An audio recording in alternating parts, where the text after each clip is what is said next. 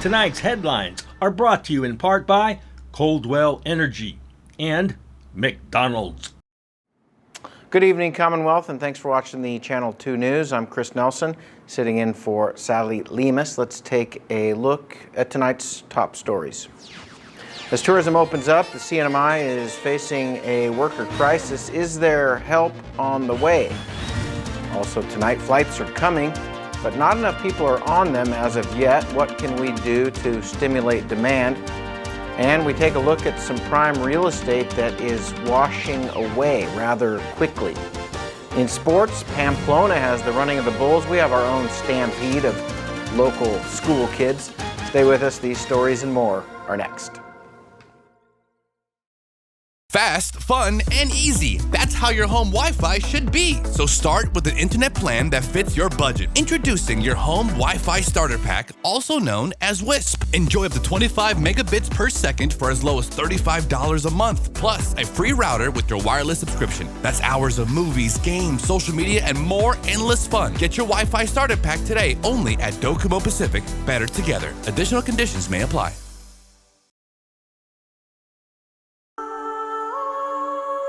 We were all working together like an ancient village would have worked together. Some people with fish, some people with food, some people with building, whatever. It was just such an example of what our community could be. And everybody was being extremely humble, and the opportunities for the community to come together, what's come out of it has been amazing for me personally and as a professional to know what to do next. And I just wanted to thank you for the opportunity. Brought to you by the Office of the Governor. We've made a lot of breakfasts, and along the way we noticed something was missing. A warm cinnamon roll for breakfast, or with breakfast. A fluffy blueberry muffin from the drive-thru you're already driving through. A glazed apple fritter, which might find its way into your coffee. These are options every breakfast haver should have, and now they do. Meet the new bakery sweets at McDonald's. Ba-da-ba-ba-ba.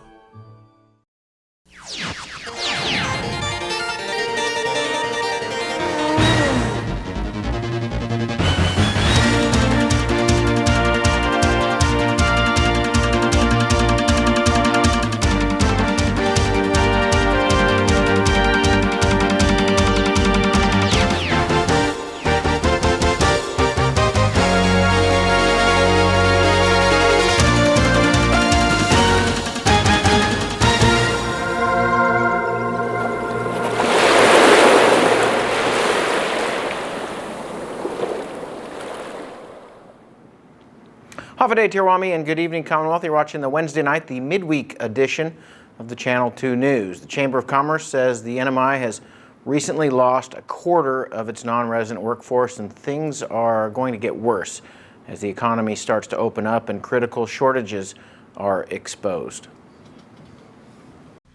10 Holdings' Alex Sablon discussing developments and numbers in a guest worker program that is marching towards a cliff of denials, touchback provisions, and backlogs. We had a phone call with the White House, USCIS, all the leadership in labor this morning, about 18 on the phone call, to basically let them know we are on fire here, that we have problems, that 2,800 out of the 9,000 that were within the CW realm have lost their status in the Commonwealth.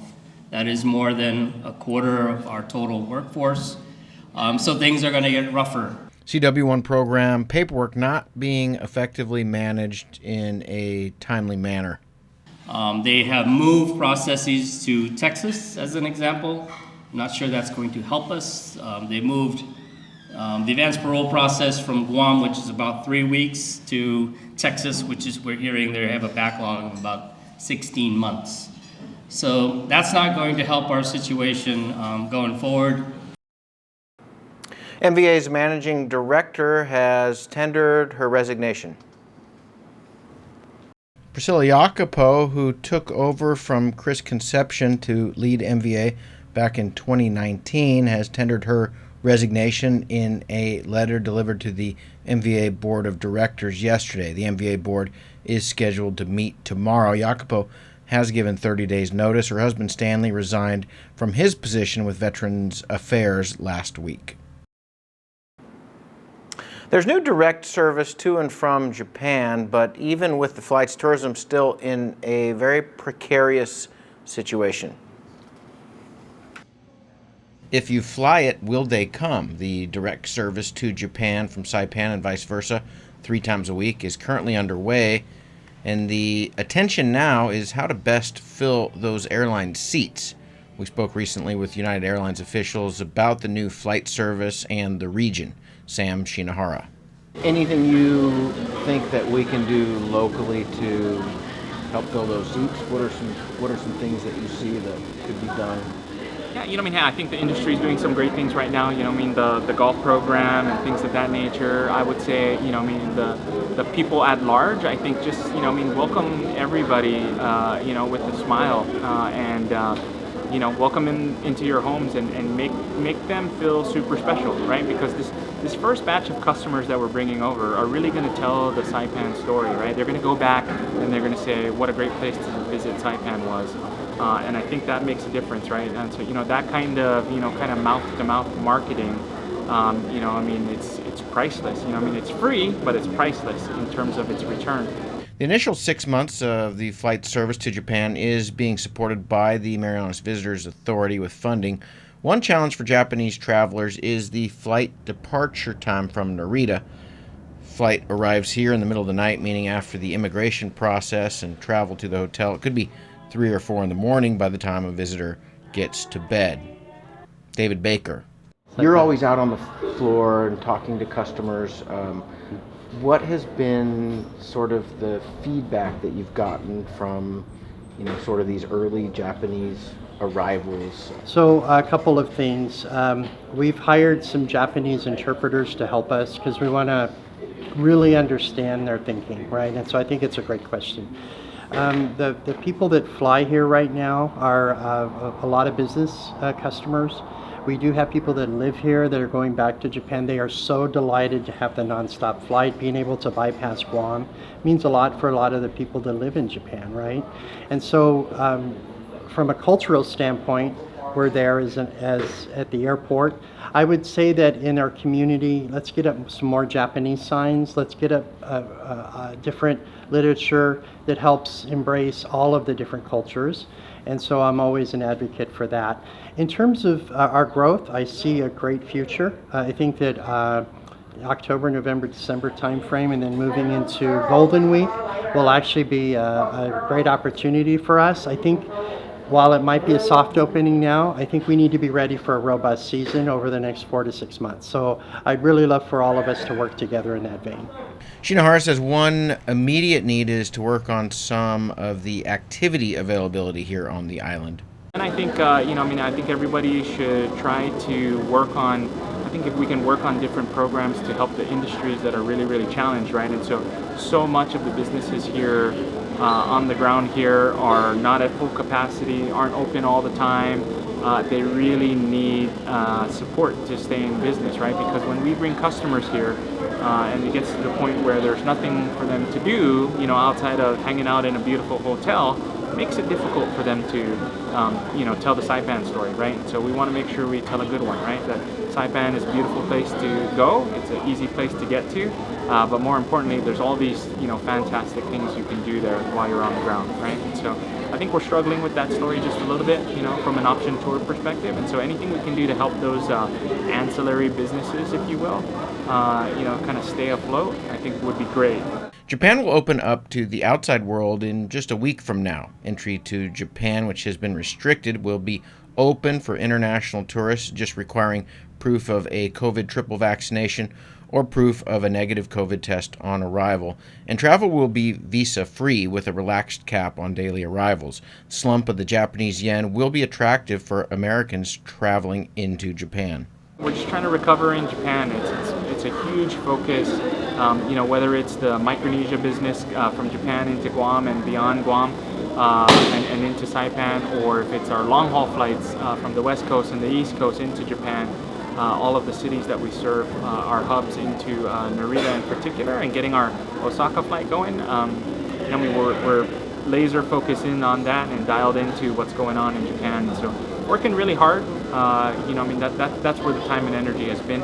We're happy, kind of countries are starting to kind of lift the floodgates a little bit, and hopefully, really, the people will start flooding the markets with visitation, because we could sure use the economic boost for sure. More tonight on the erosion that's underway at one of Saipan's top recreational beaches. Shorelines change over time. There are ebbs and flows, sand gets washed away and then sits in the water column to be redeposited, sometimes elsewhere. At the Micro Beach shoreline, which stretches from American Memorial Park past Hyatt and Crown Plaza, the ebb seems to steadily be getting worse. Mary Fem Arena. As we have seen, for this area, the pattern of beach loss is clear. It's been, we've just been losing such a worrisome amount of sand over the past few storms we've been receiving. Is this climate change in action?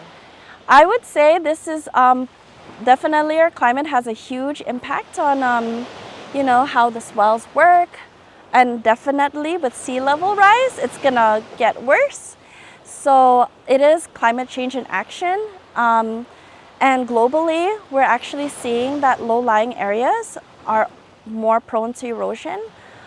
This area here on the Western Lagoon is low-lying, so what we might be seeing on our low-lying islands might be also happening on this side. So yes, sea level rise will actually worsen this beach, and this beach will want to retreat more inward. Robbie Green studies and produces spatial data for our beaches. He says that some of the natural coastal defenses are gone. Big trees have been washed out, and the problem could get worse in these low-lying areas in the coming years. Where is all the sand going? Well, it looks like a lot of it is heading a bit to the northeast. General consensus is that a lot of the fine-grained sediment here, further south, is being transported north just up around the corner. We don't see that in the hydrodynamic data that says everything goes south, but it's very possible that there's reverse currents running right along the shoreline here, and that's a nice calm area for the really fine sediment to be deposited. You've had huge growth of beach over there over the years. Even though we're losing maybe 6 feet per year in certain stretches over here at Micro Beach, you go around there, we've measured the rate of change over near Smiling Cove. Sometimes you'll add up to 20 feet of beach per year over in that area. Green says that higher sea levels may not have quite the effect here that they have elsewhere, but are still an area of concern. 3 straight years of the La Nina weather patterns bring higher sea levels to Micronesia. Wind blows water from South America across the Pacific and keep our local sea levels higher than predicted, and this puts unique stress on our reefs. I tend to think that the Mariana Islands in general, being high islands, are, as compared to, say, the Marshalls or other atoll areas, we tend to have a lot of space to work with, and we're not in such a dire situation where we need to be thinking about retreating up a mountain. The sea level rise projections by themselves over the next 20, 30, 40 years aren't too drastic here. Looking at them alone, you'd expect just a few inches in the next 30 years, which on paper, or looking at a map of that rise and where it lands on the island, it's not too bad. But when you look at what's going on right now with just a few inches of temporary sea level rise, you can see that it has an impact on coastal erosion. And the other big factor that a lot of folks aren't probably talking about as much as we need to is the interaction between a rise in sea level and how much wave energy gets over the reef. So our reefs have been really stressed out over the years. There's a lot of unhealthy stretches along the barrier reef off the west side of Saipan. And when sea levels get higher and the reef complexity goes down a little bit, it doesn't do as good of a job at breaking some of those waves. And so then you get this wave action on the shoreline. It just exacerbates the amount of sediment that gets held up in the water. One of the pieces of evidence that we have seen over the years is about 100 yards offshore out there. In 2005 and 2011, we mapped out the benthic environment out there, and there were a number of seagrass patches, there were areas of hard coral bottom with some macroalgae on top. This was all visible through aerial imagery and through diving. We went back and surveyed in 2017. A lot of those areas are just covered in sand. So what that tells us is sand's being picked up off the beach, and it's not necessarily coming back. Maybe going offshore a little bit, maybe going further up around the shoreline, but either way, we're gonna need to find a decent solution in the near term for this stretch of shoreline, especially where our hotels are. Since 2016, DCRM's shoreline monitoring program surveys 17 beaches on Saipan, 9 beach transects on Managaha, 2 beaches on Tinian, and 4 beaches on Rota. You can find out more at what they're doing at dcrm.gov.mp. We're updating the shoreline area particular concerns that actually drive where that high water line is, all the way to, high tide line, to the 150 feet. Chris Nelson for the Channel 2 News.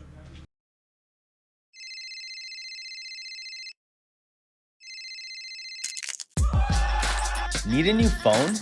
Trade in now and get up to $500 off our best 5G devices.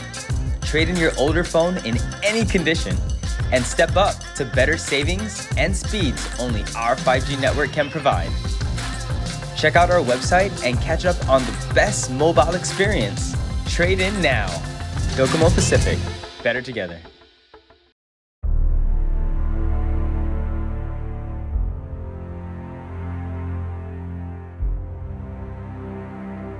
These fruits can bear all year round.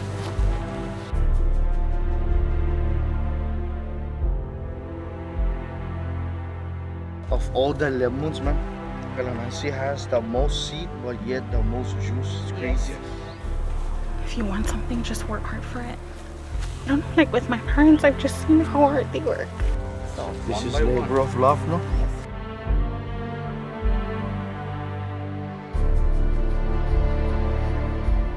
First of all, I'd like to thank the governor for the boost, the opportunity for this grant.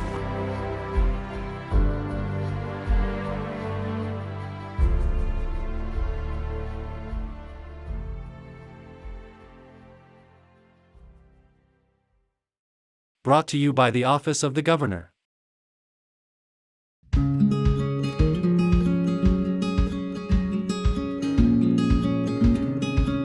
Green sea turtles and hawksbill turtles call the Mariana Islands home. They're an important part of the marine ecosystem. They are under threat, and they are protected under CNMI law.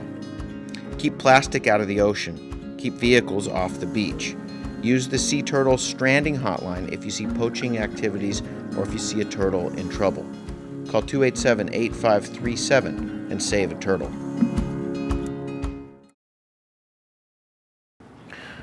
Welcome back. You're watching the midweek edition of the Channel 2 News. It's been just 4 years since Super Typhoon U2 walloped the NMI. Tonight, we turn our attention to Florida. Wow! The massive Hurricane Ian cleanup and recovery is all that matters for dairy farmer Jerry Dakin and his team of dairy cow lovers. Almost 50 years in dairy, Hurricane Ian almost wiped him out. It was kind of in this key area where that storm came in there. You know, we can handle that 60, 70 mile, but when you can get up to 80 and 100 mile an hour gusts, that's when things really start coming apart there. More than 250 dairy cattle lost as the hurricane raged on his sacred Dakin dairy farmlands. Much of his land, barns, feed silos have been destroyed. Jerry's heart is broken, but not crushed as his girls, he calls his dairy cows, stagger on, stressed to the monumental point of no return. If I stopped and sit and think about it, I'd probably just give up. But it's you got to keep working at it. Life on a dairy farm is hard. The grueling hours of getting milk to America's dinner table has become an arduous and noble task. Jerry says farming is not sexy for Generation Zers, and that creates major problems with staffing now and in the future. This guy has helped the community in a million ways. I mean, he's a great guy, and he's done everything he can for church, for everybody. He's everywhere he can help, he helps. And so it's his turn, he gets some help. Dakin Farms is a long-time multi-generational family who has brought us our local dairy, and when I heard that they needed help, there was no question in my mind this is what I needed to do today. Jerry says these volunteers are wonderful beacons of hope in a world of financial and business storms that are rocking Florida's dairy farming. Just 52 dairy farms exist in Florida. We need help to keep agriculture in this state. We need, I don't know, female, or we don't know, I don't know, but we need help to keep farmers alive, because this disaster is going to take them out. And we've got to keep agriculture in Florida. It feeds America, and it's a big industry, number 2 industry in Florida. The arc of Florida's dairy survival is closing. Animals are near and dear to all Americans. They provide comfort and the unconditional love of togetherness. Jerry loves his girls unconditionally, and he hopes Dakin Dairy survives this gut punch. Perhaps this hurricane tragedy ends in some sort of triumph for his farm and his girls. We've got to do everything we can do to feed America. Will Florida's dairy bureaucracy do what Hurricane Ian's rat tried to accomplish? Destroy Florida dairy farming. From Mayaca City, Florida, just 90 miles from Fort Myers Beach, this is Jack Pagano reporting. Toys for Tots kicked off this week, and a Marine brought the message to the Saipan Chamber of Commerce. Toys for Tots started in 1947, just a couple of years after the end of World War II. It is a Marine Corps mission. And that is to give kids new, unwrapped toys during the holiday season, and to help send a message to hope to those less fortunate children. Last year, since the inception, 627 million toys have been distributed to over 289 million children. So the campaign makes a big impact, but what's also very awesome is how it has found its way to Saipan, Rhoda, Tinian. Program starts this week and runs through December the 10th. So last year we were able to help 3,002 children, and this year we're hoping, as always, just to beat that number. Even if we don't beat that number though, as long as we spread more awareness about the Toys for Tots program and we're able to get more people aware about what we're doing, that's a success to us and our mission. Fast, fun, and easy. That's how your home Wi-Fi should be. So start with an internet plan that fits your budget. Introducing your home Wi-Fi starter pack, also known as WISP. Enjoy up to 25 megabits per second for as low as $35 a month, plus a free router with your wireless subscription. That's hours of movies, games, social media, and more endless fun. Get your Wi-Fi starter pack today only at Docomo Pacific. Better together. Additional conditions may apply.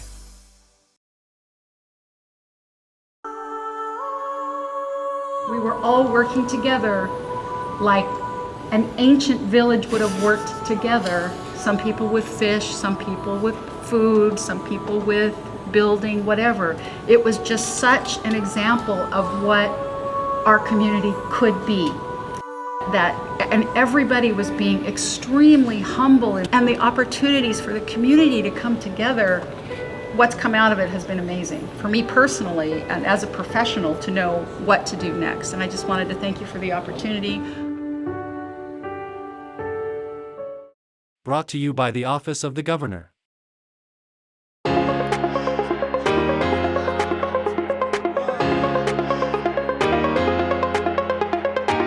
Hey, golfers, come north and practice your game at the Marianas Driving Range. New Year's local specials. 10-piece coupon books available for just $60. That's a $10 savings. Want to get really good? Come work on your swing every day for just $99 per month. It's our practice pass and you're going to love it. Grab your passes and go straight to the range. You can social distance and chip all at the same time, and the views are free. Reserve now at marianastrekking.com. You can pay online, open 7 days a week.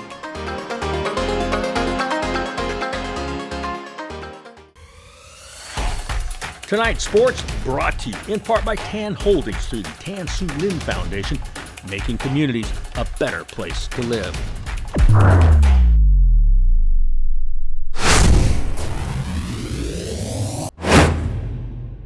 Buenas sports fans.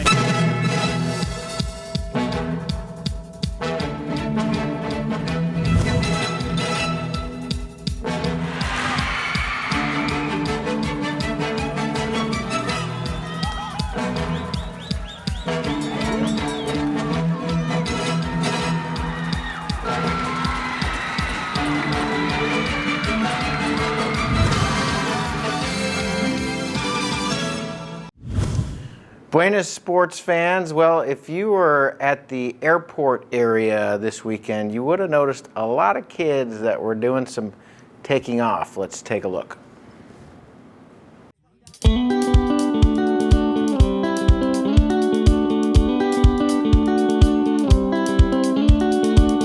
"181 high school and middle school students participated in the fourth and last PSS and NMA cross-country qualifier that was held at the airport field in Dandan on Saturday morning.